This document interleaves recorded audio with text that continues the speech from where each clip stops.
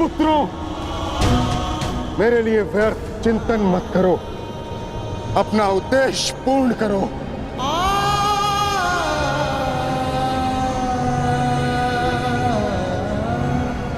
कर्म करो, प्रहार करो।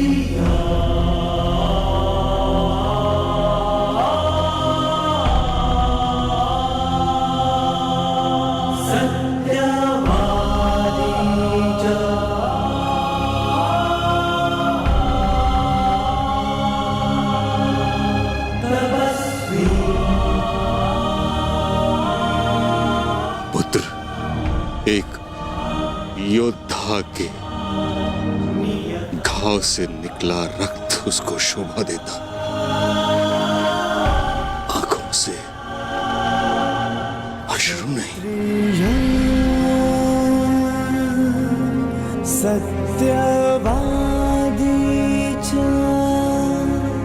तपस्वी। क्यों एक योद्धा का ऐसा प्रारंभ होता है पितामह? क्षत्रिय अपनी कोमल गोद की शैया में सुलाया।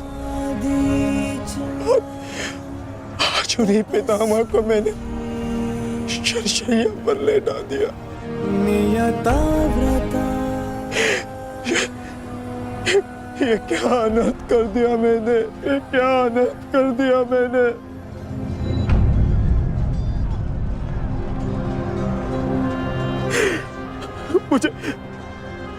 मुझे क्षमा कर दीजिए पितामह, मुझे क्षमा कर दीजिए।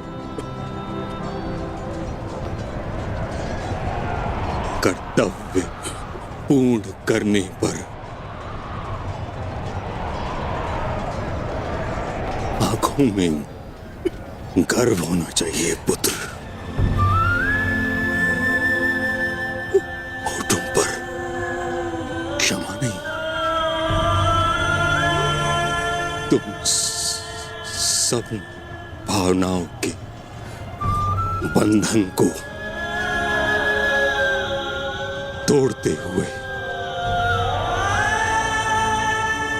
एक योद्धा का कर्तव्य पूर्ण किया है, और इसके लिए मुझे तुम पर गर्व है पुत्र।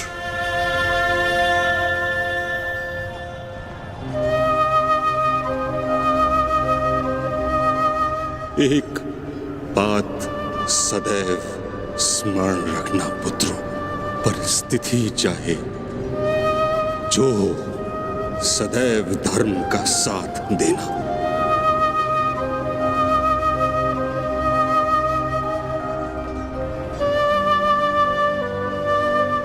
जैसा आज मुझे रोक कर किया है।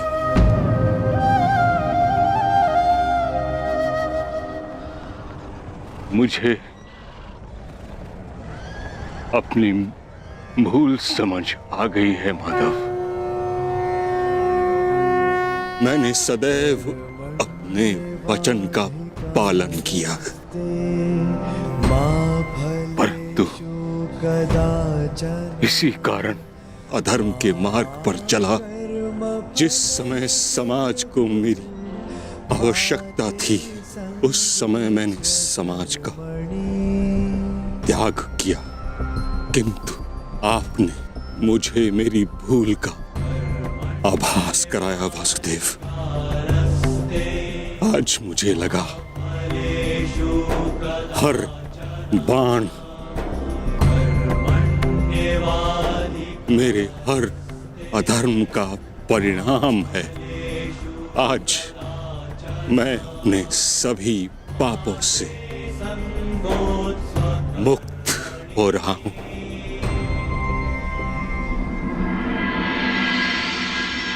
इसके लिए आपका धन्यवाद। आपने अपना कर्तव्य पूर्ण किया गंगापुत्र।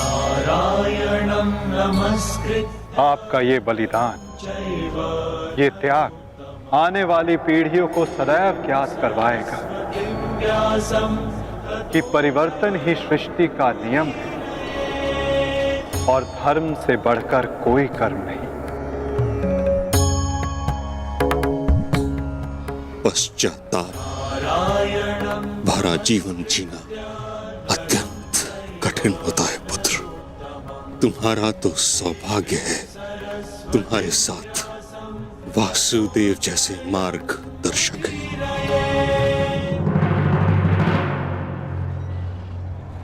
युधिष्ठिर। जी पितामह। पुत्र, धर्म का पालन करते समय जीवन में कभी कभी कठिन निर्णय लेने पड़ते हैं। धर्म का मार्ग कठिन अवश्य है, परंतु इस पर चलने के पश्चात अंत समय में कभी पश्चाताप नहीं होता।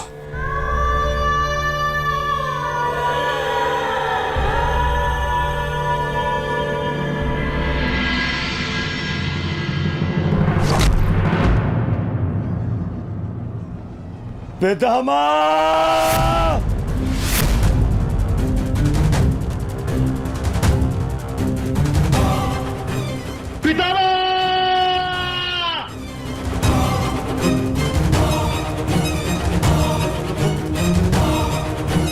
हट जाओ, हट जाओ, हट जाओ, हट जाओ।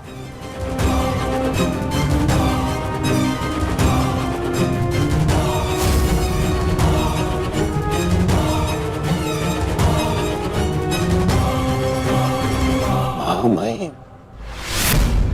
ये क्या किया तुमने? हाँ?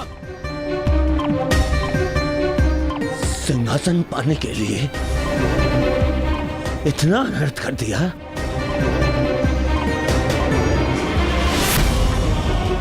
नहीं, मैं प्रतिकार लूंगा।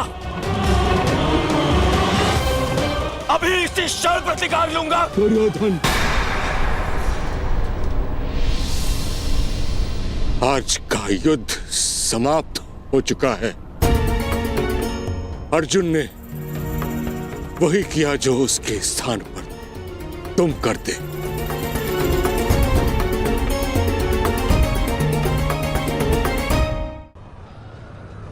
पितामह,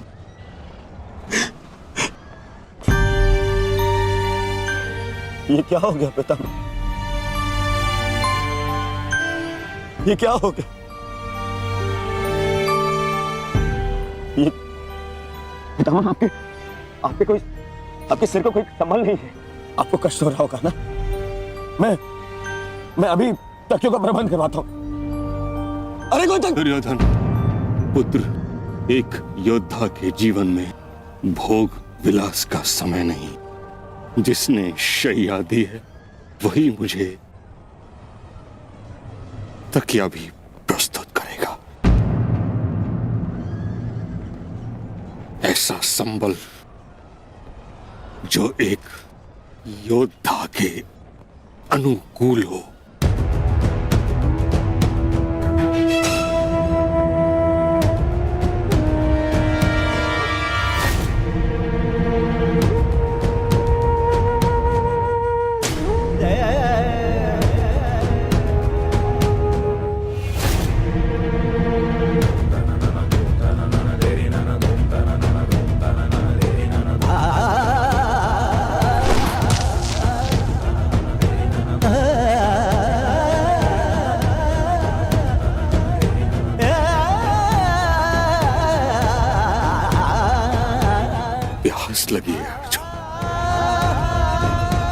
गंगा जल चाहिए।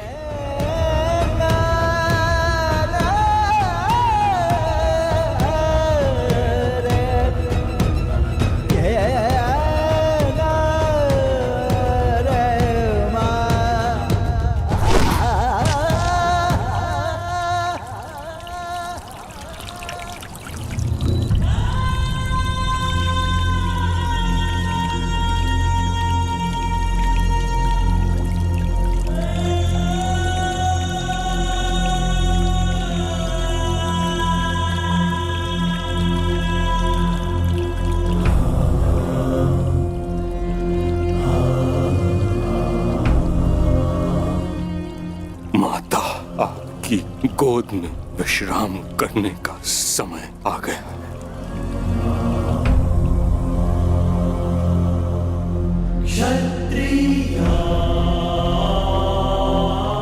अब तुम्हें यहां से चले जाना चाहिए पुत्रों। यहां रहकर तुम मुझे इस दशा में अधिक समय तक देख नहीं पाओगे। विश्राम करो, कल युद्ध शेष है। आज तुमने अपना एक कर्तव्य पूर्ण किया पुत्रों। क्षत्रिय किंतु अभी तुम्हारे अनेक कर्तव्य शेष हैं। नियता व्रता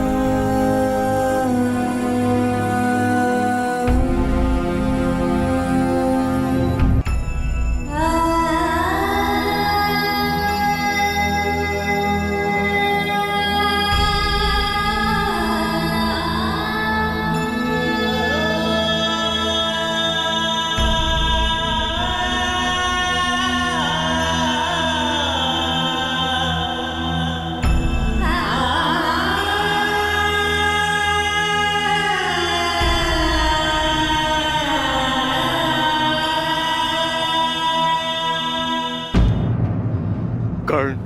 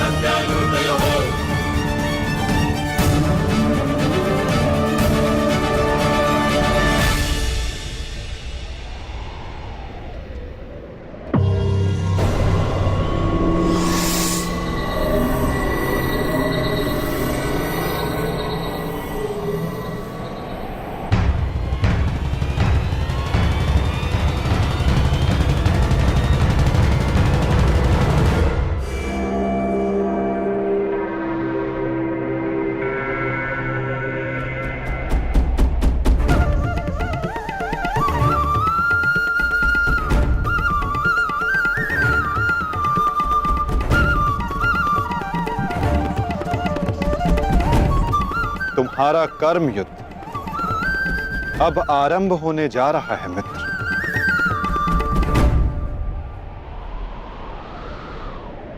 कल तुम युद्ध भूमि में प्रवेश करोगे, परंतु आज भी कोई कुरुक्षेत्र की युद्ध भूमि में है। जो तुम्हारी प्रतीक्षा कर रहा है मित्र।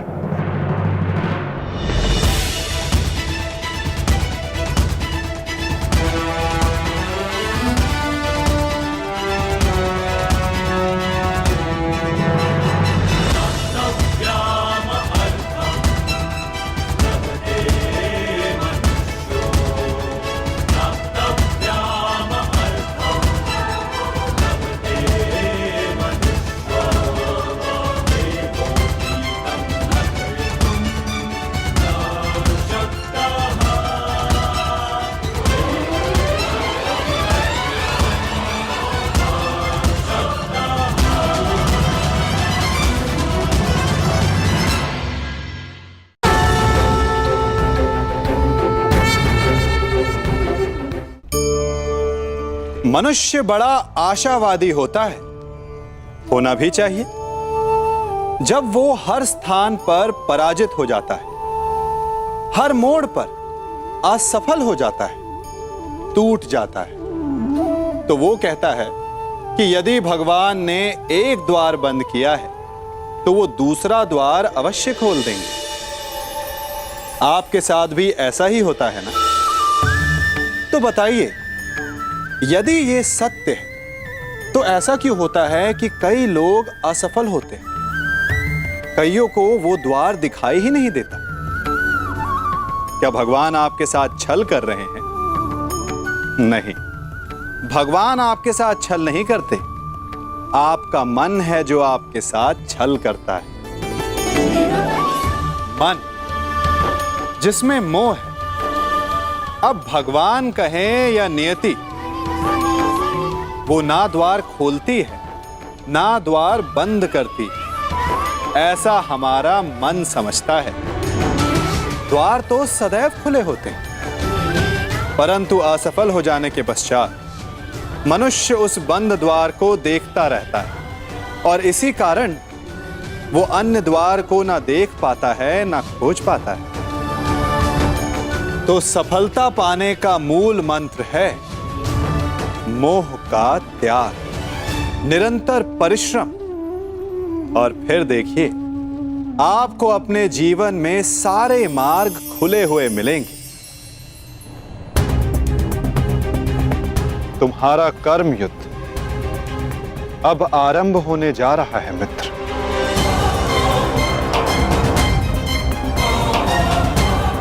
कल तुम युद्ध भूमि में प्रवेश करोगे,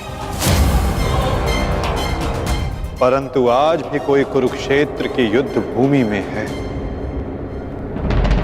जो तुम्हारी प्रतीक्षा कर रहा है मित्र।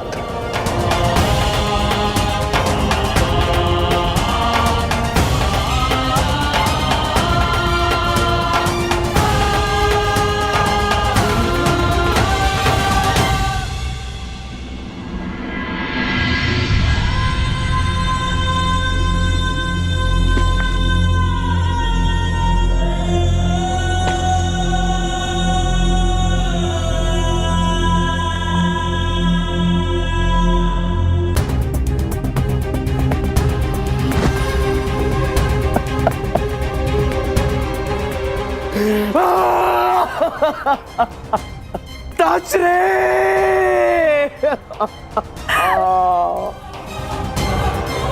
ये भयंकर है संजय, ये महाविनाश का प्रारंभ है संजय।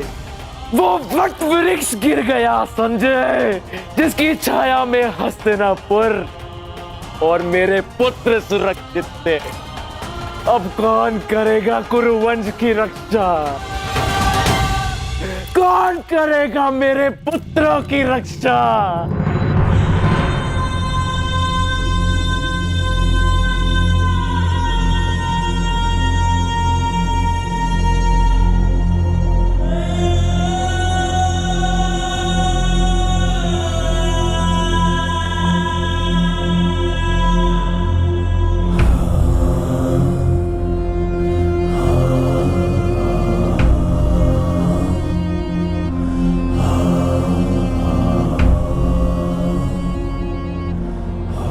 कुरुक्षेत्र में तुम्हारा स्वागत है अंगराज।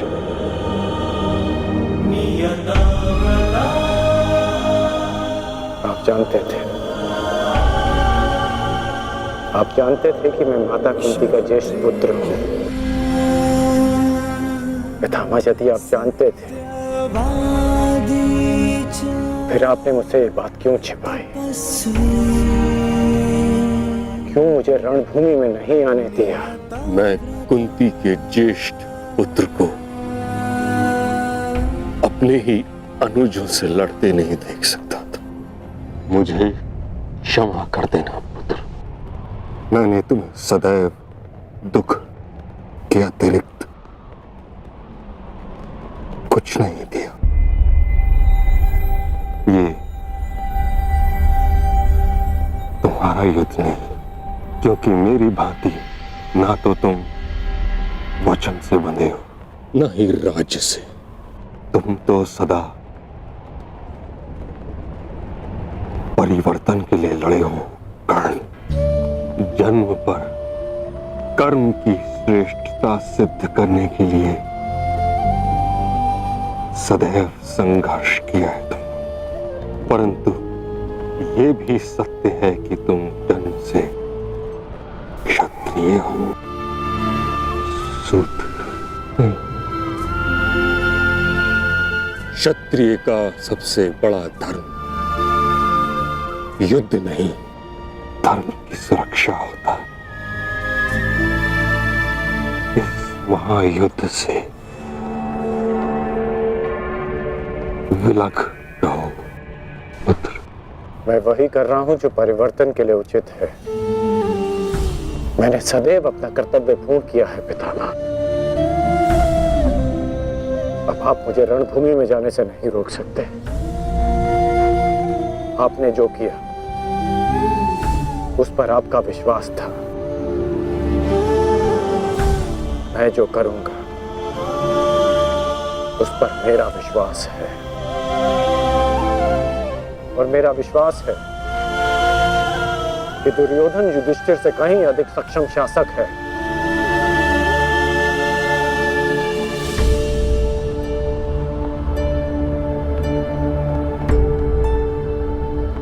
निसंदेह तुम एक महान क्षत्रिय भी हो और योद्धा भी। युद्ध और संघर्ष तुम्हारे रक्त में है। ये देह छोड़ते समय एक बात का खेद रहेगा मुझे कि यदि मैं तुम्हारे बारे में पहले जान जाता तो हस्तिनापुर के सिंहासन पर तुम विराजमान होते पुत्र। तुम्हारे ध्वज तले मैं गर्व से युद्ध करता और हस्तिनापुर के सिंहासन के प्रति मेरी प्रतिज्ञा भी पूरी हो जाती। ना ये अधर्म होते, ना ये युद्ध होता।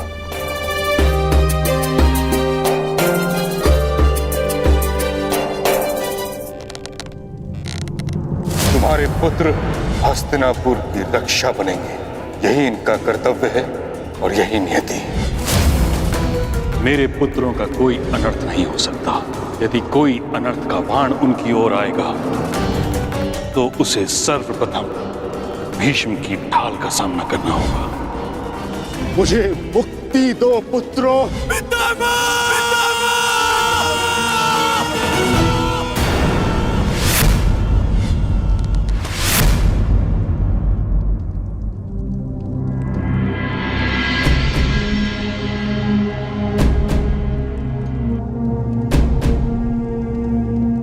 पार्थ,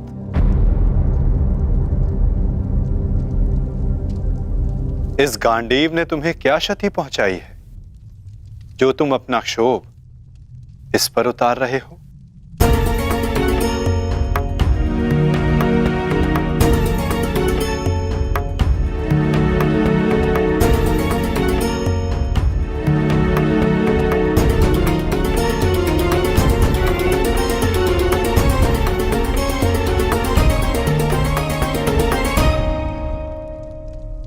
आज तुमने जो किया निसंदेह बहुत कठिन था पार्थ। बहुत साहस चाहिए अपने श्राद्धेय पर प्रहार करने के लिए, और ऐसा करके मनुष्य का मन टूट जाता है, अशांत हो जाता है।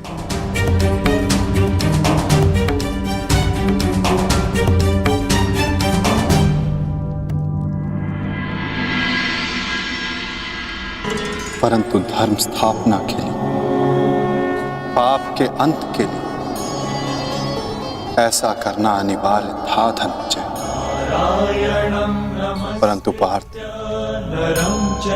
अब समय अशांत रहने का नहीं। अपने मन, अपनी शक्तियों को, अपने कौशल को एकाग्र करके केंद्रित करने का है पार्थ। तुम्हारे समक्ष अब तक वास्तविक चुनौती नहीं आई थी, परंतु अब वास्तविक चुनौती का आरंभ हुआ है पार्थ। अब तक युद्ध भूमि में जो तुम्हारे समक्ष थे, वो केवल तुम्हारे प्रहारों को रोक रहे थे, परंतु अब कल जो युद्ध भूमि में तुम्हारे समक्ष होगा, वो अपने सबसे घातक प्रहार तुम पर करेगा पार्थ।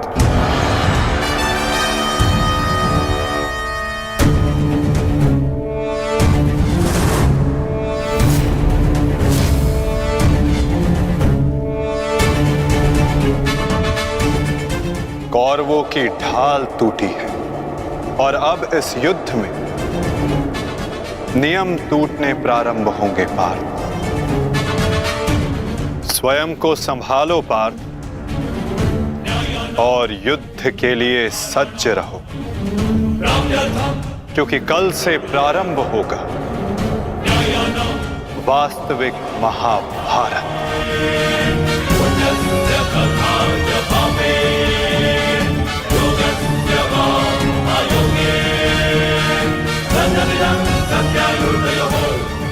मैं युद्ध के लिए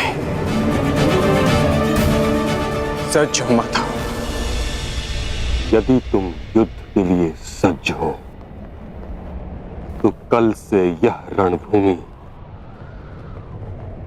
तुम्हारे सामर्थ्य और पराक्रम की साक्षी बनेगी। मुझे विश्वास है तुम्हारी गौरव गाथा सहस्त्र वर्षों तक कही जाएगी।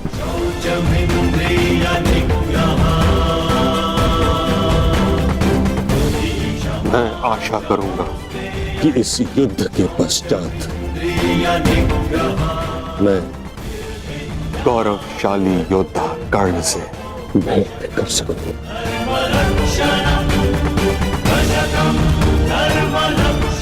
मुझे भी उस क्षण की प्रतीक्षा रहेगी पिता।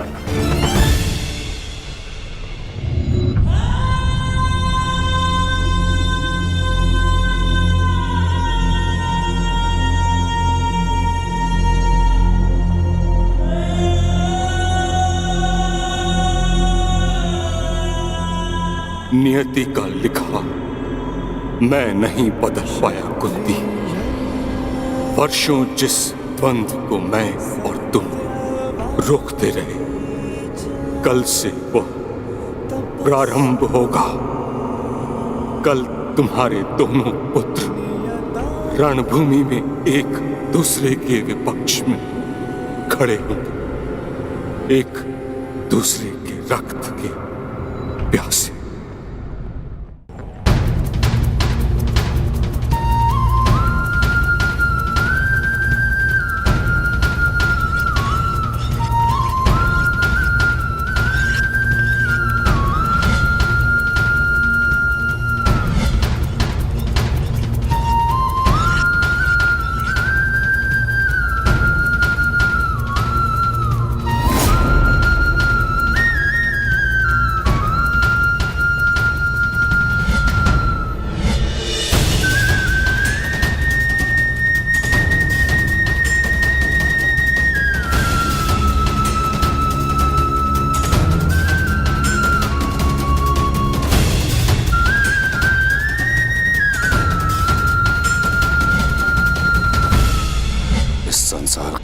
सर्वश्रेष्ठ धनुर्धर महाबली महामहिम भीष्म बाणों की शैया पर है।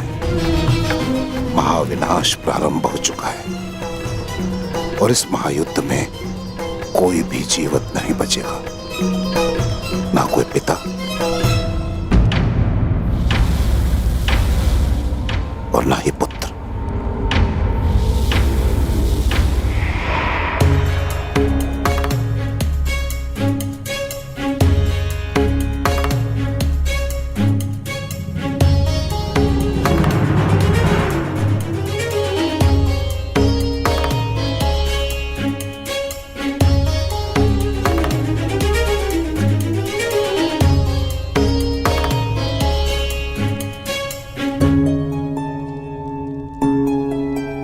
आपका स्वागत है आचार्य द्रोण।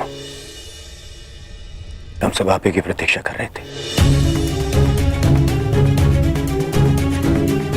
आइए।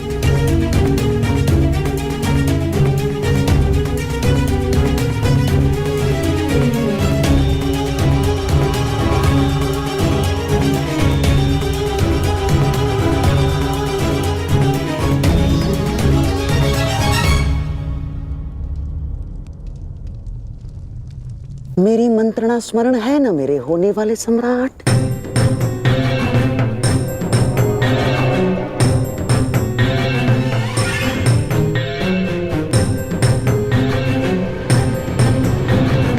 आज का दिन युद्ध भूमि में हमारे लिए दुर्भाग्यपूर्ण था।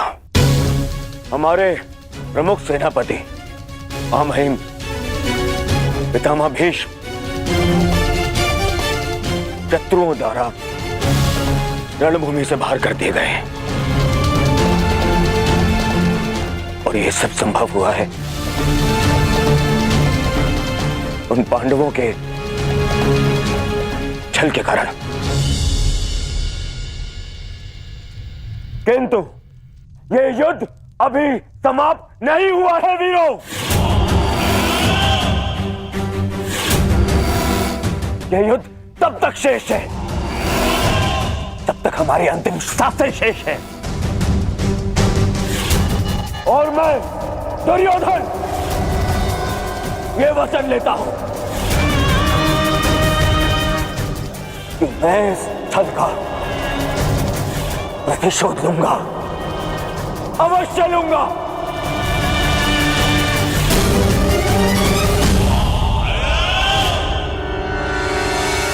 परंतु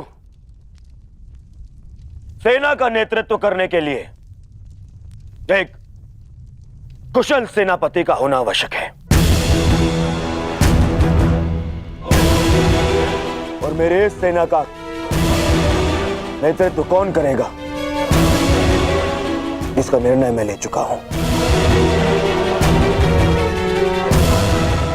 हमारी सेना का नेतृत्व करेगा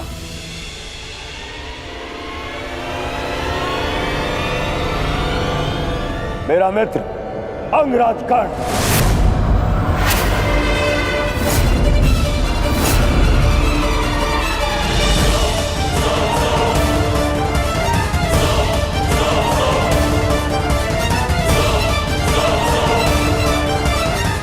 बस दुर्योधन,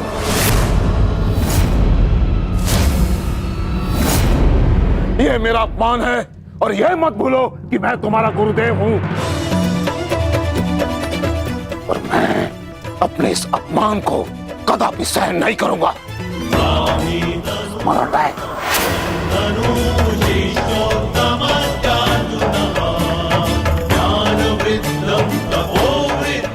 आज हस्तिनापुर का दुर्भाग्य है कि महामहिम बाणों के शैया पर लेटे हैं। बहुत अधिक पीड़ा हो रही है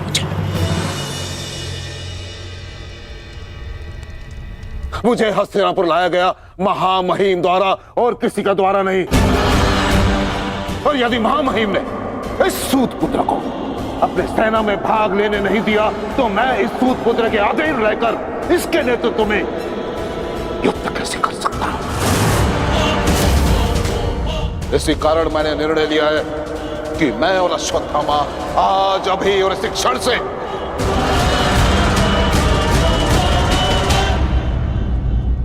कौरवों के पक्ष का त्याग करते हैं। आचार्य,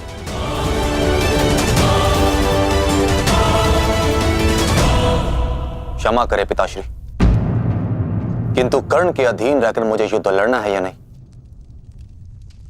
ये निर्णय आपका नहीं, मेरा। आप मेरी ओर से निर्णय नहीं ले सकते। बस, अपने पिता और आचार्य से विवाद करने की अनुमति ना तो धर्म देता है और ना ही तुम्हारे भीतर का योद्धा।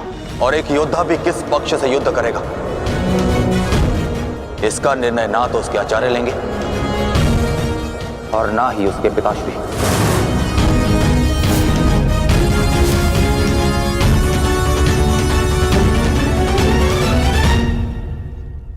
मेरे आदेश की अवहेलना करने का दुस्साहस कभी मत करना अश्वत्थामा। निर्णय ले लिया है मैंने कि आज अभी और इस क्षण से हम कौरवों के पक्ष का त्याग कर रहे हैं।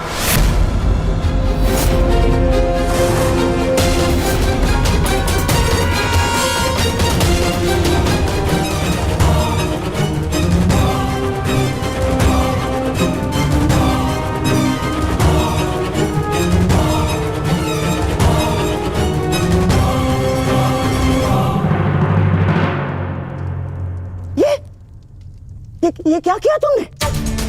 गुरु द्रोण को रोका क्यों नहीं तुमने दुर्योधन? होने वाले सम्राट हो तुम, सम्राट। तुम्हारी सेना का एक एक महारथी ये तुम्हारे विरुद्ध जाएगा तो युद्ध में विजय कैसे पाओगे तुम? जो युद्ध से विमुख हो उसे अपनी सेना में डालना अपने योद्धाओं को संकट में डालने के समान होता है मामाश्री। अरे क्या करता मैं और क्या करूं? उन्हें बंधन में बांध कर रख लूं या फिर विरोध करने पर बंदी बनाकर रख लूं? आप जानते हैं यह संभव नहीं है, किंतु मैं जानता हूं कि मैं जो कर रहा हूं उचित कर रहा हूं। उचित नहीं कर रहे हो तुम।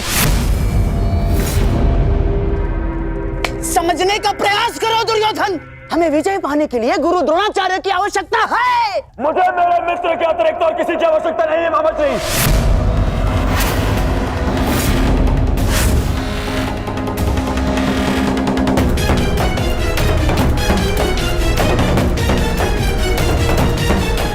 आओ सेनापति कर्ण, तुम्हारा स्वागत है। बताओ हम सबको कल के लिए हमारी क्या व्यू रचना रहेगी? मित्र, गांधार नरेश उचित कह रहे हैं। इस युद्ध को जीतने के लिए हमें गुरु द्रोण की आवश्यकता है। हाँ, देखो, समझाओ इसे, समझाओ इसे। व्यू रचने में उनसे अधिक श्रेष्ठ और कोई नहीं, और पितामह के पश्चात केवल गुरु द्रोण हैं जो सभी पांडवों की दुर्बलता जानते हैं। इसलिए उनका हमारे पक्ष में होना बहुत आवश्यक है मित्र, और मैं तुम्हारी सुरक्षा के लिए सदैव तत्पर रहूंगा मित्र, ये मेरा वचन है। परंतु कर्ण, अब क्या किया जाए? गुरु द्रोण को कैसे मनाया जाएगा युद्ध के लिए?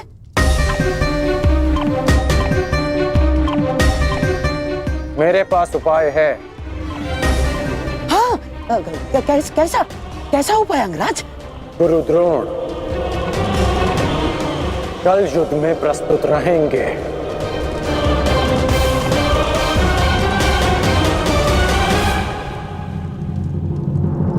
पिताश्री, आप चाहते हैं ना कि मैं युद्ध भूमि में ना जाऊं, तो ठीक है। यदि मैं रणभूमि में नहीं जा सकता तो अभी इसी क्षण पांडवों के शिविर में जाकर सबका वध कर दूंगा, परंतु युवराज दुर्योधन की सहायता जरूर करूंगा, चाहे इसके लिए मुझे अपने प्राण भी क्यों ना गंवाने पड़े। अश्वत्थामा,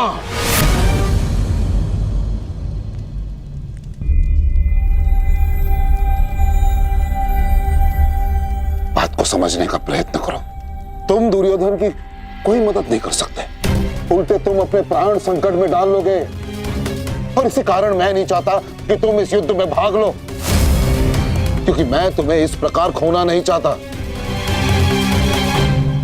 अब मैं कोई बालक नहीं हूं पिताश्री, अपने निर्णय स्वयं लेना चाहता और ऐसा करने में मैं सक्षम भी हूं।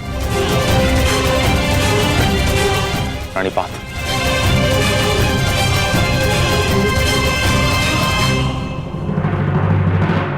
अब तक तो पितामह कौरव की रक्षा करते आए, परंतु अब कौरव की ढाल शेष नहीं। मैं विकोदर भीम उन पापियों का नाश करना आरंभ कर दूंगा।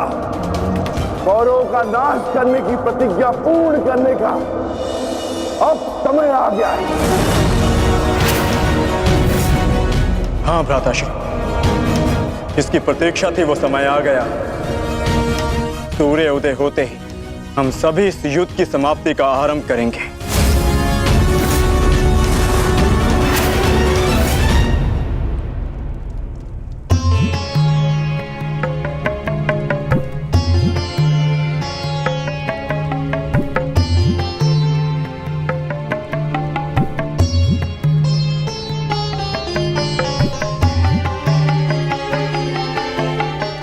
आइए महाराज, अच्छा हुआ आप आ गए। मेरा स्वयं ही आपसे बात करने का मन हो रहा था। जब से ये युद्ध आरंभ हुआ है गांधारी, तुम इन दीपकों का विशेष ध्यान रख रही हो, परंतु क्यों? मेरे सभी पुत्र उस युद्ध में गए हैं महाराज, और इसीलिए मैंने इन 100 दीपकों को अपने 100 पुत्रों की लंबी आयु की प्रार्थना के लिए जलाया है। अब ये 100 दीपक मेरे 100 पुत्रों की आयु का एकमात्र सहारा है। कहीं इन दीपकों को संभालते संभालते तुम अपने हाथ न जला लेना गांधारी।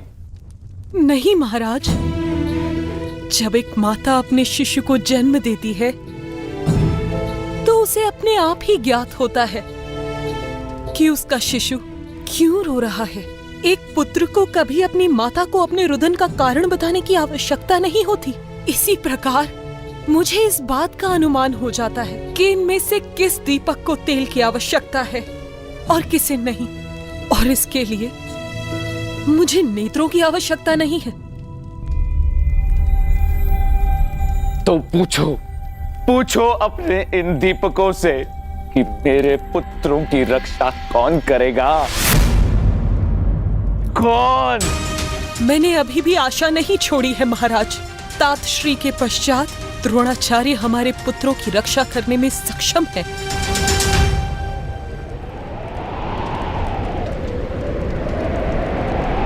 गुरु द्रोण बाहर आइए, शीघ्र बाहर आइए।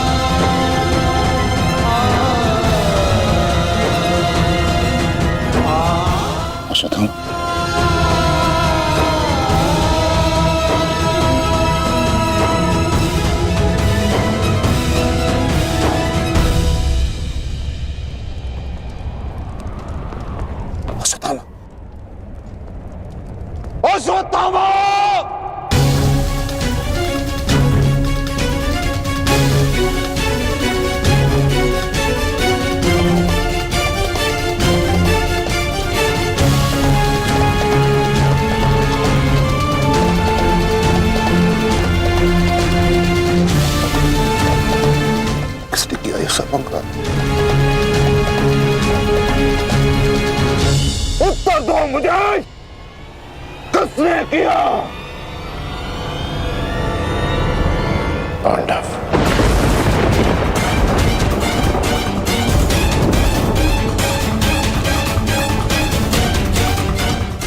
आज उन दुष्टों ने मुझे पुत्रविहीन कर दिया।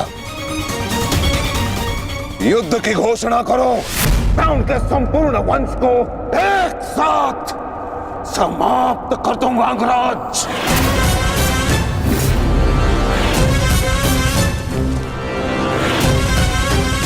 अपने पुत्र के हथियारों से मैं प्रतिशोध लूंगा, प्रतिशोध लूंगा।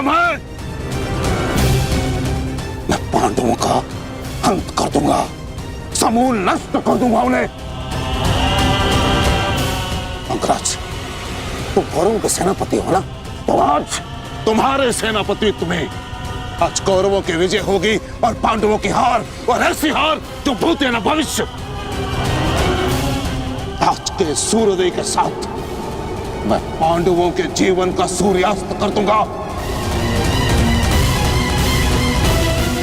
चलो मेरे साथ।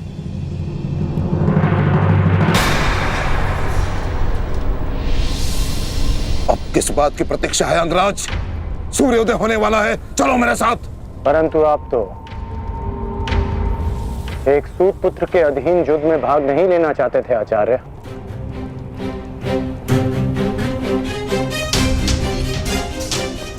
परंतु यह समय स्पष्टीकरण देने का नहीं अंगराज, यह समय है स्पष्ट प्रहार करने का, केवल और केवल आक्रमण करने का। तो यह समय भयभीत होने का भी नहीं है।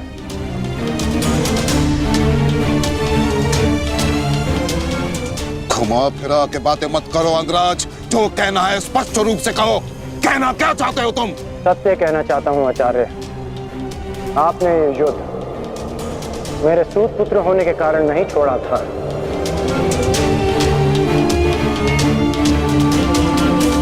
आप इस युद्ध से इसलिए पीछे हटे थे क्योंकि आपको अपने पुत्र अश्वत्थामा की मृत्यु की चिंता थी।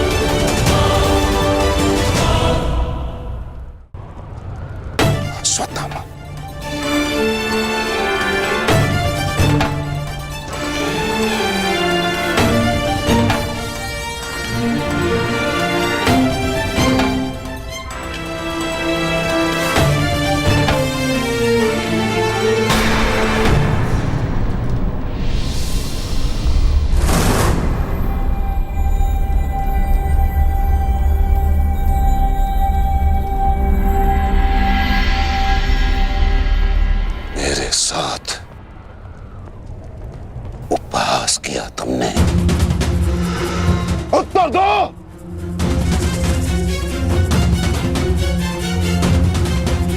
मैं क्षमा चाहता हूं आचार्य, परंतु मैंने ये सब आपका उपहास उड़ाने के लिए नहीं, आपको सत्य का आभास कराने के लिए किया है। मैं केवल उस योद्धा को चिंता के भंवर से निकालना चाहता था जिसकी इस समय कौरव सेना को सबसे अधिक आवश्यकता है। आपके युद्ध न लड़ने का कारण मुझे आरंभ से ही ज्ञात था।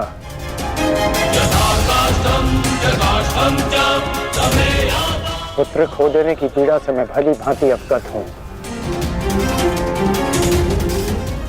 परंतु इसका अर्थ ये नहीं कि एक योद्धा अपना कर्तव्य निभाना भूल जाए। जो आक्रोश आपने अभी दिखाया, यदि वही आक्रोश आप युद्ध भूमि में रखेंगे तो ये मेरा विश्वास है कि आप कौरव सेना और अपने पुत्र को सदैव सुरक्षित रख पाएंगे।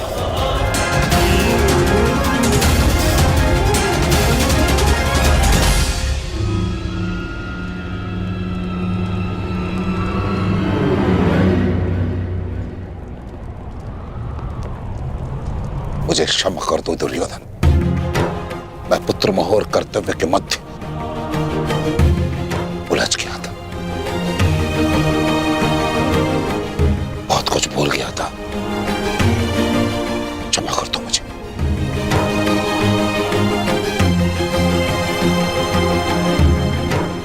गुरु द्रोण, आप सेनापतित्व स्वीकार कर कौरवों की जीत सुनिश्चित करें और आपके पुत्र की सुरक्षा मैं सुनिश्चित करूंगा। ये मेरा वचन है कि जब तक मैं जीवित हूं, मृत्यु अश्वत्थामा के निकट भी नहीं आएगी।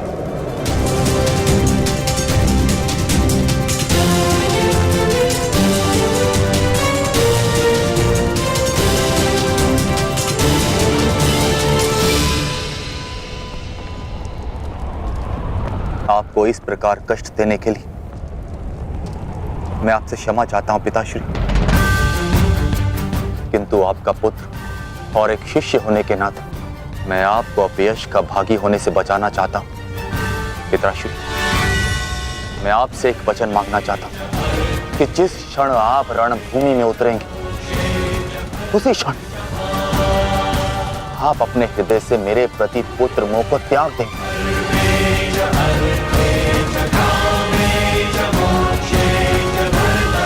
और पूर्ण रूप से युद्ध को समर्पित हो जाएंगे। वचन दीजिए पिताश्री, मुझे वचन दीजिए।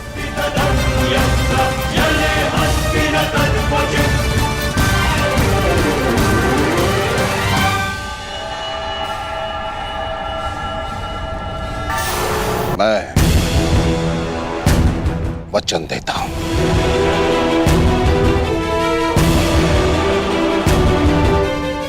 सूर्योदय होने वाला है, आओ युद्ध की तैयारियां करें। मुझे गर्व है कि मैं सेनापति द्रोणाचार्य के ध्वज के नीचे युद्ध करूंगा।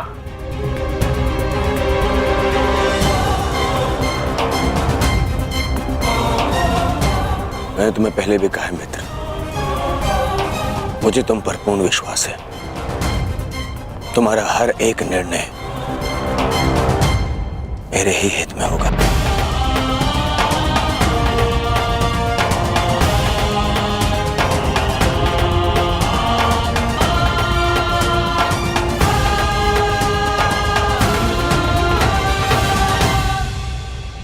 अद्भुत अंगराज, अद्भुत।